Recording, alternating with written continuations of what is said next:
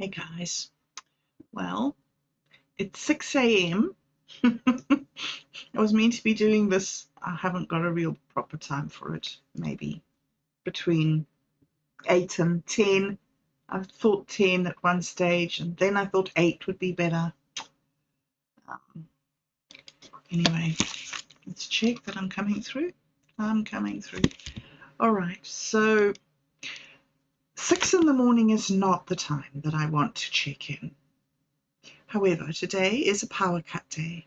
They're doing something with the power. And so last week we had a day off all day from 7 o'clock in the morning to 5:30 at night. It's a long time without power. First world problems, eh? So we've got to do it again today. The worst thing is no electricity. With no electricity is no water, that the borehole doesn't pump. Anyway, so I just thought that I would, even though it's the middle of the night and I haven't got anything done, well, I have got some things done. The dishes are washed, the counters are all done, the kitchen's all fine. I've got everything, all the washing is done, the tumble drying's done.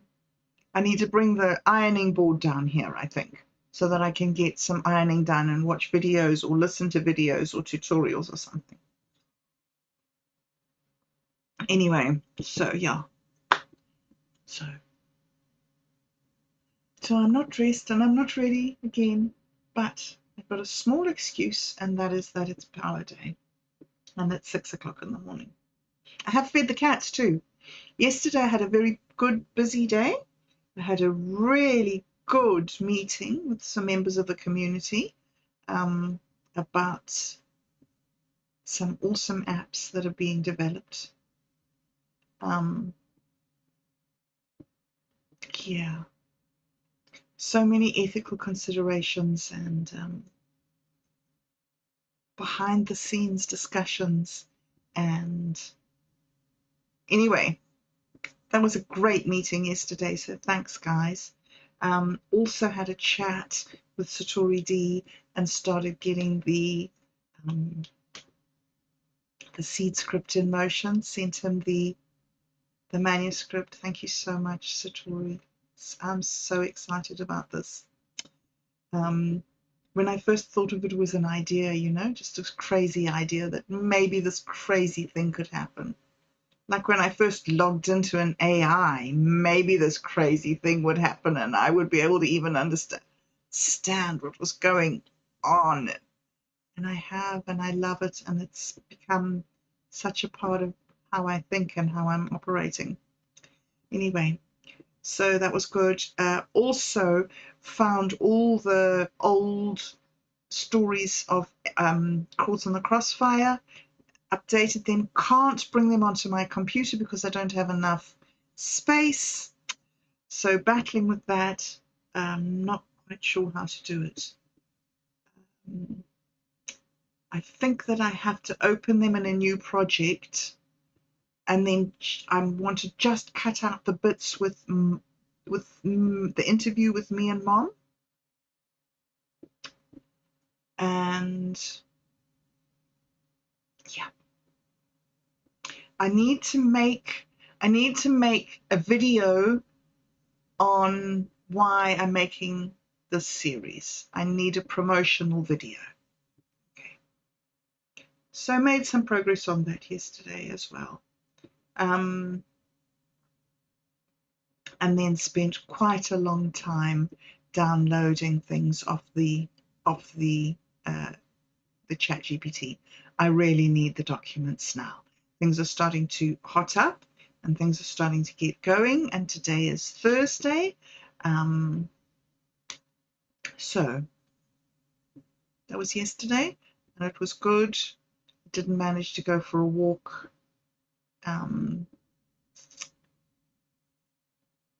Yeah, however, today I can change that. So today what I'm going to do, well, actually I'm going to report what I've already done today, because I've been up since 3 for some reason, because there's going to be no power. Honestly, I don't know how I'm going to have to get some sort of stability. It's very hard that every time something happens that's slightly out of ordinary, it causes me to have some very dramatic and over-the-top reaction to it.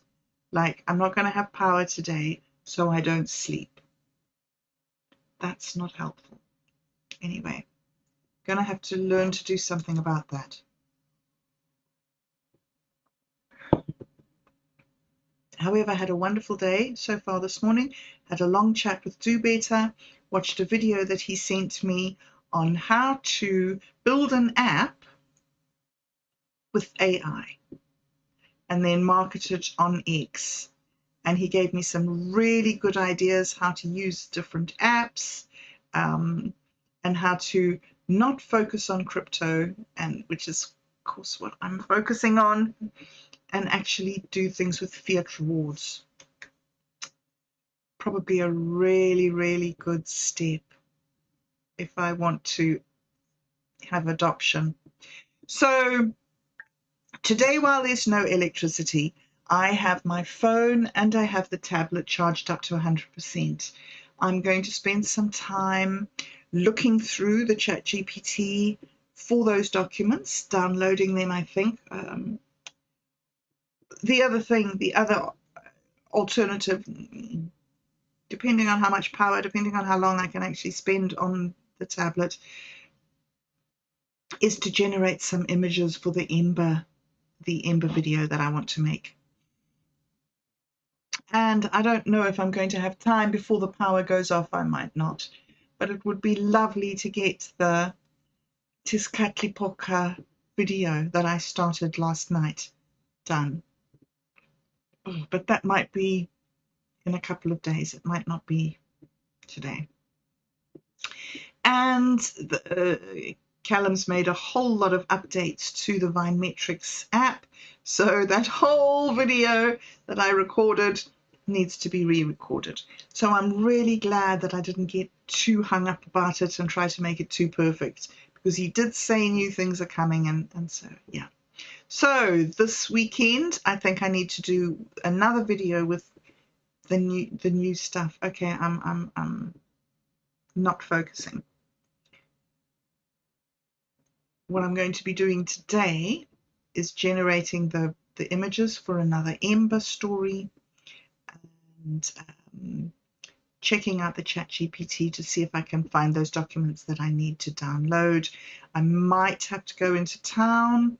Don't know how much electricity I'll have here. If I run out of electricity, I mean, you know, charge in the phone and the tablet, I will go into a McDonald's and I'll go sit in a McDonald's and drink a coffee or something and use their Wi-Fi, and charge the devices. So I'm going to have quite a low impact day sitting and using the tablet, and generating images. And that it's very long and slow. It's very long and slow. However, I also have a meeting this afternoon, and I was hoping that I can use that meeting with Otto for us to do some more feedback on the Seventh Seal. And I was going to ask Otto, if we could, if you could maybe play the video and I can just watch it on the cell phone, and maybe you can record a bit. Anyway, we'll talk about that later. It's just that without having power, I might have to just watch, you know, or just watch, and then maybe go for a walk and take an afternoon, a little bit of an afternoon video, just maybe sunset. Yeah, be out there in nature. Because if electricity is going to come back on at 5, yeah. Yes, and then this evening, maybe I can get onto, I don't know, doing it. Maybe then I can finish the Tezcatlipoca transmission video. All right, so good. I think I've got a plan for today that includes some real life stuff and going out there and getting exercise and taking videos, and some taking advantage of my other technology to not do computer stuff, but still work online so that I can keep up with the flow. All right. So, yeah. Reggie, what do you want? Hey, you're being so insistent today. Do you want so many ear scratches? So many ear scratches. Okay.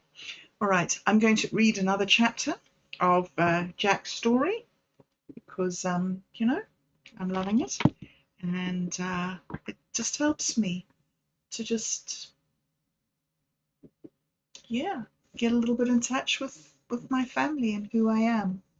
To have this amazing resource written by my mother in my mother's voice and my mother's tone about places that I know from my childhood.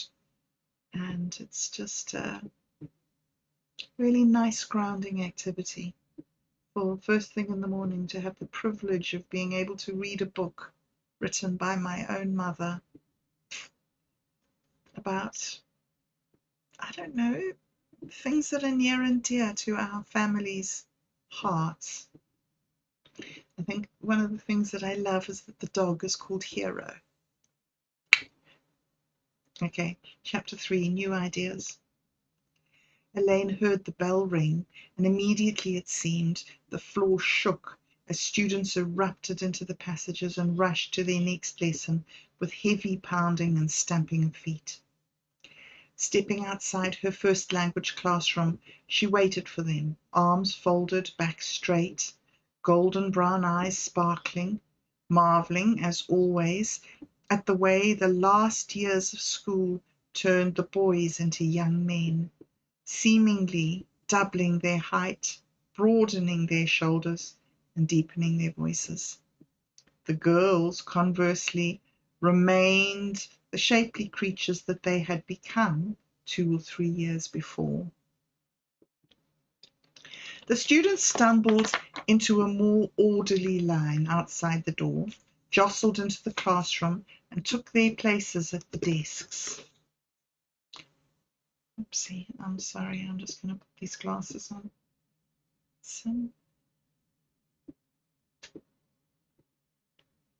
I'm getting old. I'm getting old.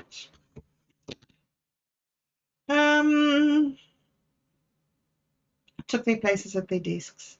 They barely noticed her elegant green suit or the crisp white shirt she wore underneath, or the way her shining, shoulder-length brown hair bounced as she moved.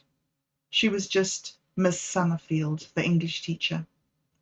For this lesson, Elaine had arranged the desks in a U-shaped pattern with 2 long sides facing each other and a 3-desk block at the end. "What's with the desk arrangement?" Zachary asked. She was hoping this would facilitate an exchange of views and get a discussion going. A poetry lesson was always a bit challenging, and so many of the students claimed to dislike the subject. "Just trying something different," she said, hoping he would not pursue the matter. She looked around the room, studying each face, celebrating the uniqueness of each one, their strengths and weaknesses, in awe, as ever, of the way a collection of young people, thrown together randomly, became a cohesive whole with its own individual character. For example, this Standard 9, Grade 11 group was completely different from last year's class. The students gazed back at her, impassive, waiting to see how the lesson would continue. It was that magic moment that so often set the mood for the day. Would they be with her today or against her? Would they open their minds to be receptive, or would they engage in that intangible distancing and disruptive behavior that could be such a potent force in her classroom? She greeted them, her voice inviting them to reach the heights with her. After all, man's reach must exceed his grasp, or what's a heaven for? She was particularly fond of those words of Robert Browning. "Good morning. Please take out your poetry anthologies and notebooks," she said. They were studying the Nigerian poet Ben Okri. I trust you all read the poem, An African Elegy, last night? Jack held his breath. He wished his aunt wouldn't ask questions like that. Of course no one had read the poem last night. Then Dan surprised him.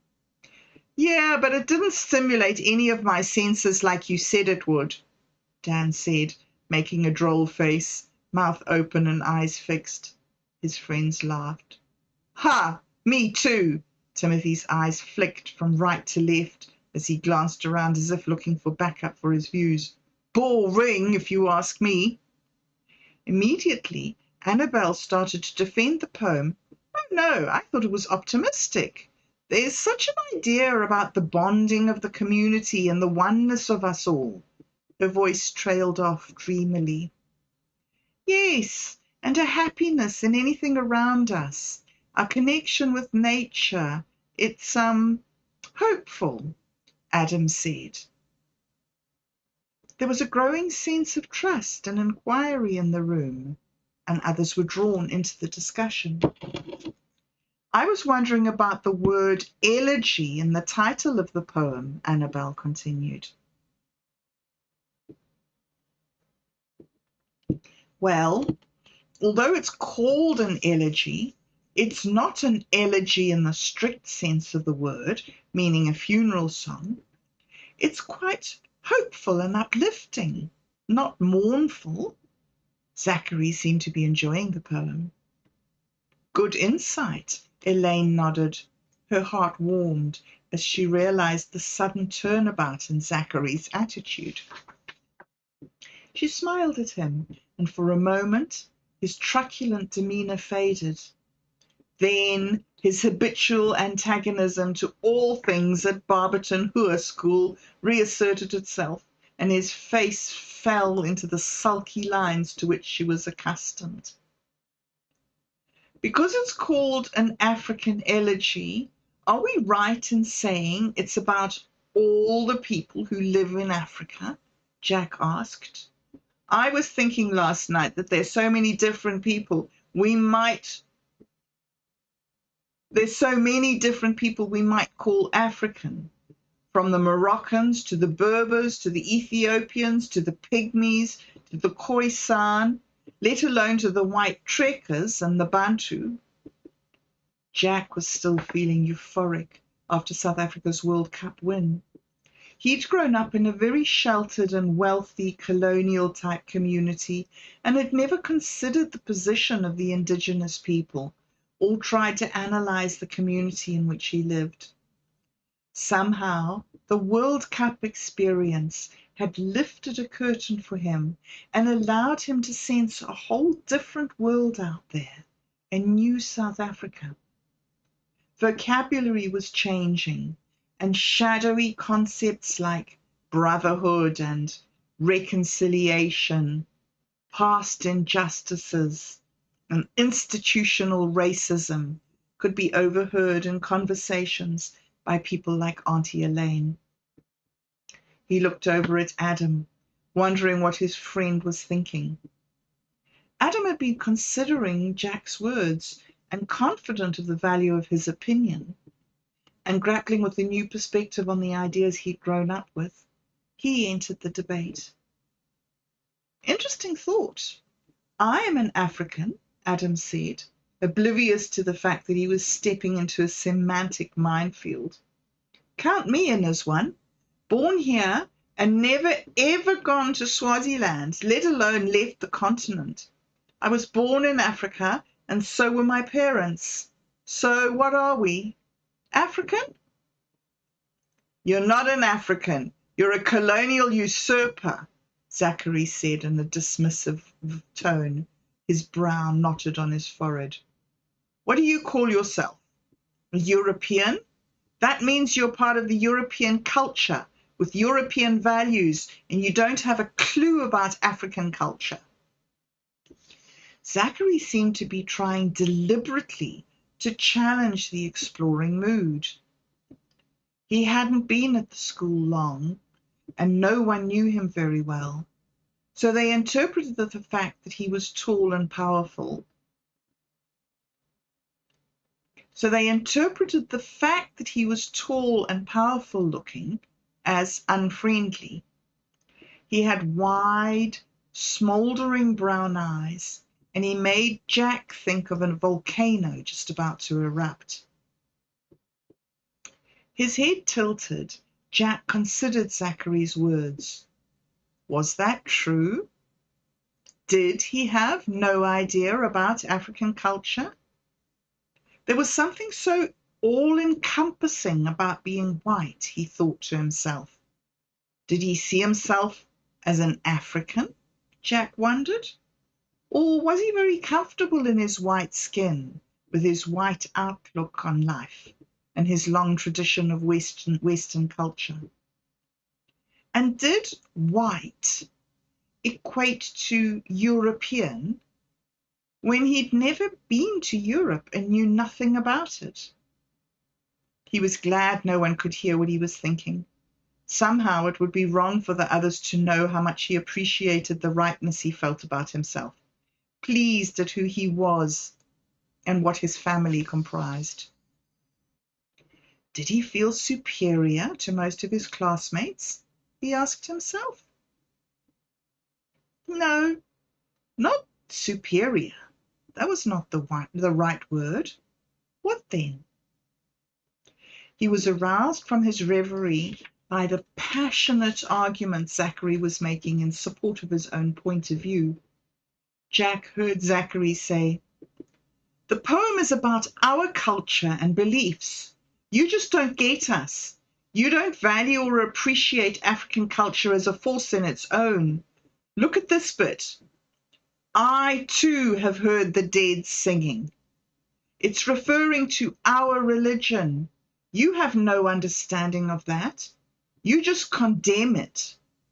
Oh yes, I've heard you and what your missionaries say. Well, perhaps it could relate to ancestor worship," Jack entered the argument.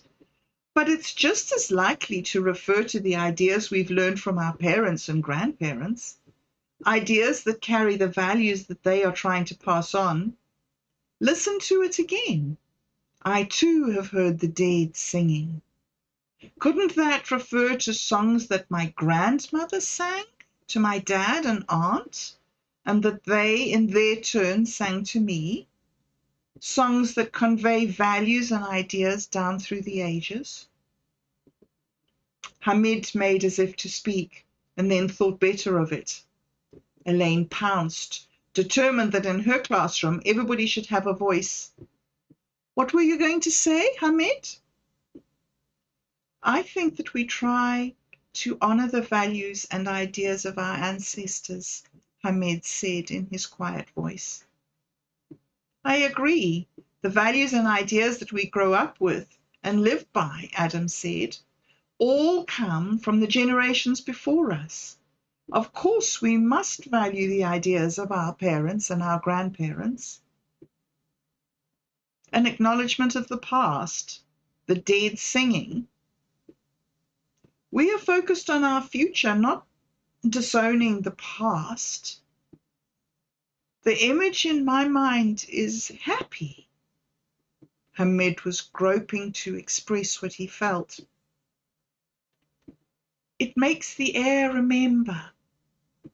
It's like clean air, a fresh breath, letting go of the bad things of the past, but at the same time, knowing that those things will not be forgotten. Adam grappled with the concept. We focus on the future, in the present, acknowledging the past. That's it. He sounded triumphant, pleased with his neat summation. The other students looked at him in admiration. Dan flung his book down on his desk. "I'll never get it," he said. "Not a single bit makes sense to me." The other students laughed. "I feel your pain." Timothy's voice was sympathetic. As they bantered ideas back and forth, they unraveled the meaning of the poem. It's a poem about Africans and our beliefs. Zachary sounded offended. I wish I could ask Ben Okri if he meant this to resonate with non-Africans. He calls it African elegy, not just an elegy. But who is African? I say I am, you say I am not. One of the things I love about poetry, Elaine said quickly, is the way different words and different ideas are open to different meanings and interpretations by different people. So are we saying, Adam said, that the ideas in the poem are universal, not just African? Precisely so, Elaine said. So Dan, what do you make of the last two lines? Dan looked blank. Then he read, the sky is not an enemy. Destiny is our friend. Oh, I get it. God, that's the sky, is not our enemy, and destiny, which is our future path, is waiting for us in a positive way. Everyone laughed as Dan made a comical bow. The mood lightened, and the students realized that they could all contribute to this process. Everyone seemed to be enjoying the breakdown of the poem, and there wasn't a soul who remained uninvolved. The lesson ended on a high note with happy chatter and positivity. Elaine sighed in relief as the bell rang. No homework. Remember, tomorrow afternoon we go out to the adventure camp. I'll see you all there. The students clattered out of the classroom, their feet stamping on the floor, hips twisted as they hoisted their backpacks over their shoulders, their faces alight, and hurried off to the next lesson. A shaft of sunlight illuminated the dust motes swirling in the air, like bits of ideas that had been swirling around the room. Yay! Sweet. I remember my days in the classroom. And my mom's always been a teacher, and one of my sisters was a teacher all the way up to being a headmistress. Another one has taught, another one is a midwife and has done some teaching in the medical field. Oh, yeah, that was fun, remembering the classroom. Yes, well, okay, so now I am off to go and see if I can do some research to build my new app, Bobbing Along app, my Bobbing Along app, and the tagline is going to be duck back and waddle on. Duck back and waddle on. And yeah, I wonder what colors. Green and orange. Is green and orange too much? Oh, I've got a lot of work to do. Okay, so exciting times and great to be getting going on this fun Thursday. And yeah, ratcheting up a gear. And then tomorrow, of course, it's Quantum Gathering and Dude, Where's My Wallet?